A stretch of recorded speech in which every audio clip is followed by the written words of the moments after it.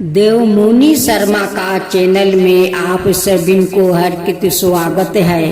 भक्त जनों, आज आप सुने हनुमान जयंती व्रत कथा।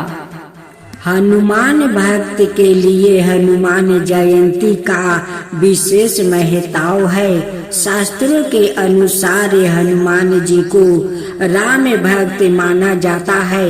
हनुमान को बल, बुद्धि, विद्या, शौर्य और निर्भरता का प्रतीक माना जाता है। जब कोई परेशानी सामने खड़ी हो जाती है तो सबसे पहले पवन सूत को ही याद किया जाता है। जैसे चिरंजीवी बजरंगबली, पवन सूत महावीर, बलि बीमा अंजनी सूत, संकट मोचन और अंजनाए आदि हनुमान जी ने अपना पूरा जीवन राम भक्त में व्यतीत कर दिया और श्री राम ने उन्हें अजर अमर रहने वाला वरदान भी दे दिया। राम भक्त में लीन बजरंगबली जीवन भर ब्रह्मचारी बने रहे। पौराणिक कथा के अनुसार परवा क्षेत्र में देवचत्ते नाम का एक ब्राह्मण रहता था और उसकी पत्नी थी शोभना, जो बहुत सुंदर थी। जहाँ एक अवर वर्मा देवचंद पूजा पाठ और अच्छे कर्मों को करने में लीन रहता था, वही पत्नी शोभना अपनी सुंदरता में ही खोए रहती थी। शोभना को ऐसा लगता था कि एक मात्रा वही है, समस्त संसार में खूबसूरत है। वर्मा की पत्नी अपनी सुंदरता के घमंड में अक्सर दूसरों के साथ बुराई व्यवहार किया करती थी और दूसरों को अपने समक्ष दूषित समझती थी। एक दिन गांव में कुछ कन्या आई जो सुंदरता में उससे भी कई अधिक थी। ब्राह्मणी को यह अच्छा नहीं लगा और उसने क्रोध में हिंसा में पूरे गांव को ही कुछ लोगों द्वारा जलवा दिया था। इसके बाद समय आने पर ब्राह्मणी की भी मृत्यु हो गई, लेकिन अगले जन्म में वो चंडालिन बनी और अपने जीवन में कई कष्ट भोगतने लगती है। चंडाल समूह में जन्म लेने के कारण उसे हमेशा तिरस्कार ही मिलता था, लेकिन इस जन्म में वो माता सीता की परम भक्त निकली। एक दिन चंडालिनी ने अपने कष्टों को माता सीता की प्रतिमा के आगे बताया। तब चंडालिन को माता सीता की कृपा से अपना पूर्व जन्म याद आया। चंडालिन को बहुत दुख हुआ और उसने पश्चाताप करने का निर्णय लेते हुए जेठ माह की नवमी के दिन व्रत रखना शुरू किया। माता सीता उसकी भक्ति से प्रसन्न हुई और धीरे धीरे उसको पापों से छुटकारा मिल गया। तभी से सीता नवमी के दिन माता सीता की पूजा शुरू हुई थी। सीता नवमी व्रत रखने से वैदिक जीवन में सुखहाली आती है और पति पत्नी के बीच प्रेम और स्नेह बढ़ता है। इसके अलावा सुख समृद्धि प्राप्ति होती है और संतान प्राप्ति की कामना पूरी होती है। पापों का नाश होता है और मोक्ष की प्राप्ति होती है। यह व्रत सभी विवाहित महिलाओं के लिए अत्यंत शुभ माना जाता है। यदि आप भी सुखी विवाहिक जीवन चाहते हैं और अपने जीवन में समृद्धि प्राप्ति करना चाहते हैं तो सीता नवमी व्रत अवश्य करें। आज आप जेठ माह की हनुमान जी के कथा सुनेंगे। गोस्वामी तुलसीदास जी द्वारा श्री हनुमान जी के दर्शन गोस्वामी जी काशी में प्रहलाद घाट पर प्रतिदिन वाल्मीकि रामायण की कथा सुनने जाया करते थे। एक दिन वहाँ एक विचित्र घटना घटी। तुलसीदास जी प्रतिदिन शौच होने जंगल में जाते। लौटते समय जो अवशेष जल होता उसे एक पीपल के वृक्ष के नीचे गिरा देते। उस पीपल पर एक प्रेत रहता था। उस जल से प्रेत की प्यास मिट जाती है। जब प्रेत को मालूम हुआ कि ये ही महात्मा है, तब एक दिन प्रत्यक्ष होकर उसे कहा कि तुम्हारी जो इच्छा हो कहो, मैं पूर्ण करूँगा। तुलसीदास जी ने कहा कि मैं भगवान श्री राम का दर्शन करना चाहता हूँ। प्रेत ने सोच कर कहा कि भगवान के दर्शन कराने का समर्थ मुझ में नहीं है, परंतु कथा सुनने के लिए प्रतिदिन पराये कोढ़ी के भेष में श्री राम जी आते हैं। वो सबसे पहले आते हैं और सबसे पीछे जाते हैं। समय देखकर उनके चरण पकड़ लेना और हट करके भगवान का दर्शन कराने को कहना। तुलसीदास जी ने वैसे ही किया। श्री हनुमान जी ने कहा कि तुम्हें चित्रकूट में भगवान के दर्शन होंगे। उसके पश्चात तुलसीदास जी चित्रकूट की यात्रा के लिए निकल गए। तुलसीदास जी चित्रकूट पहुंच जाते हैं। वहां पर देखते हैं कि एक कोरिया आदमी बैठा हुआ है। उन्हीं का बगल में तुलसीदास जी बैठ जाते हैं। तब वो भेष रूपी भगवान कहते हैं कि आप किससे मिलने आए हो। वो कहने लगे कि यहाँ पर श्री राम जी रोज आते हैं। फिर वो कहते हैं कि कौन बोला कि यहाँ पर श्री राम जी आते हैं। तब तुलसीदास जी कहते हैं कि मुझे तो हनुमान जी बोले त्रिकूट पर श्री राम जी आते हैं, आपको वही पर श्री राम से दर्शन हो जाएगा। लेकिन तुलसीदास तो भूल गए कि श्री राम जी तो कोरिया रूप में आते हैं। साक्षात तो श्री राम जी कोरिया रूप में सामने बैठे हुए थे, लेकिन तुलसीदास जी तो हनुमान के बात भूल गया कि हनुमान बोले थे कि कोरिया रूप में वो त्रिकूट पहाड़ पर आते हैं। लेकिन वो भूलने के कारण से श्री राम से दर्शन नहीं हुआ। वो निराश होकर तुलसीदास लौट आया। भक्त जनों, आज आप सुनेंगे जेठ माह की हनुमान जी की व्रत कथा। एक समय की बात है, एक ब्राह्मण चंपीत था।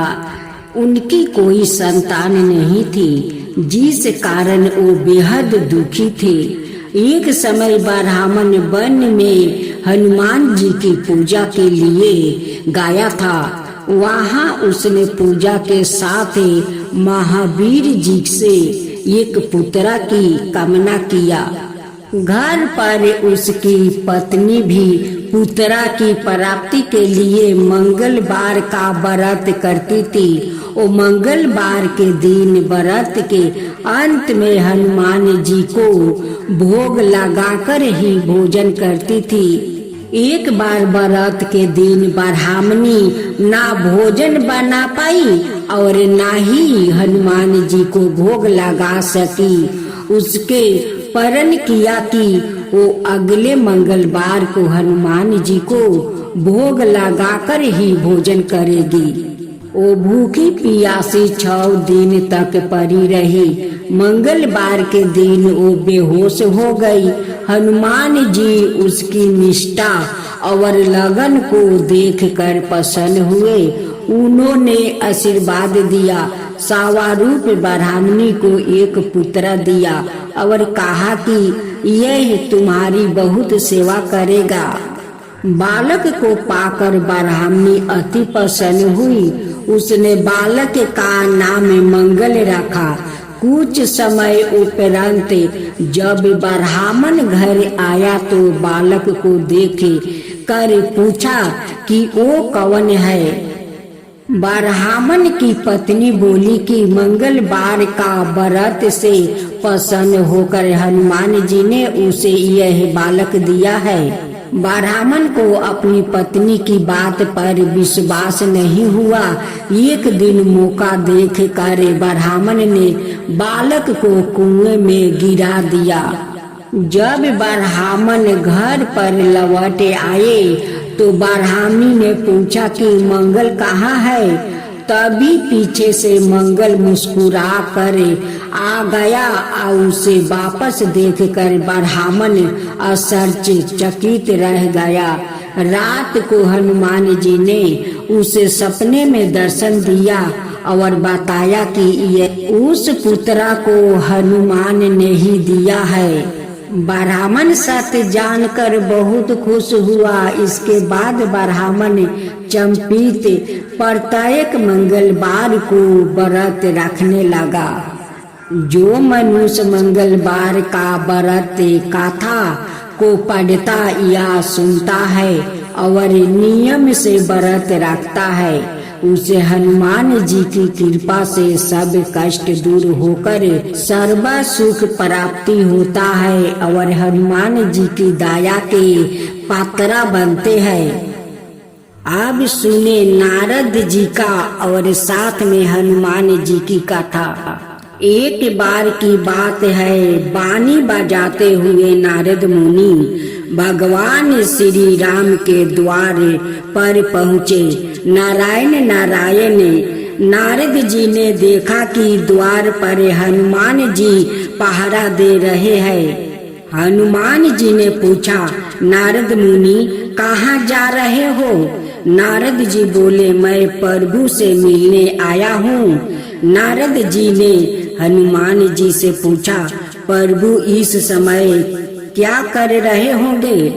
हनुमान जी बोले, पता नहीं, पर कुछ बही खाते का काम कर रहे होंगे। प्रभु बही खाता में कुछ लिख रहे हैं। नारद जी बोले, अच्छा, क्या लिख रहे होंगे?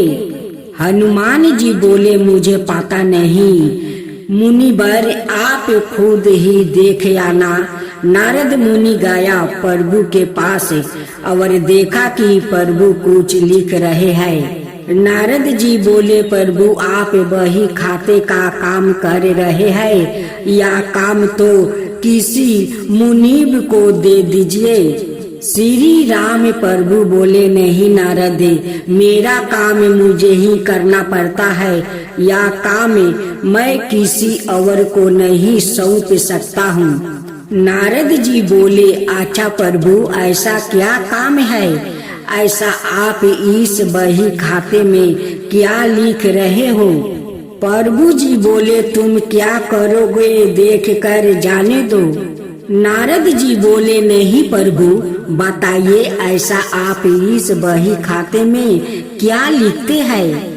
श्री राम प्रभु बोले, नारद, इस बही खाते में उन भक्तों के नाम है जो मुझे हर पल भजते हैं। मैं उनकी नित्य हाजिरी लगाता हूँ। नारद जी बोले, अच्छा प्रभु, जरा बताइए तो मेरा नाम कहाँ पर है?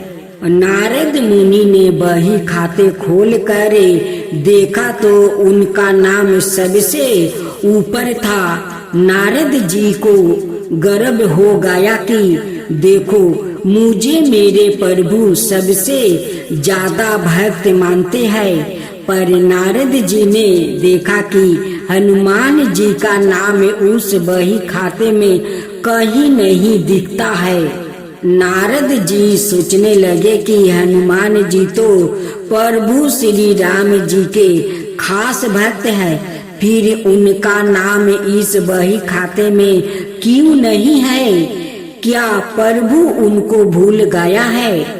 नारद मुनि आए हनुमान जी के पास, बोले, हनुमान, प्रभु के बही खाते में उन सब भक्तों के नाम है जो नीत प्रभु को भजते हैं, पर आपका नाम उस वही खाते में कहीं नाम नहीं है।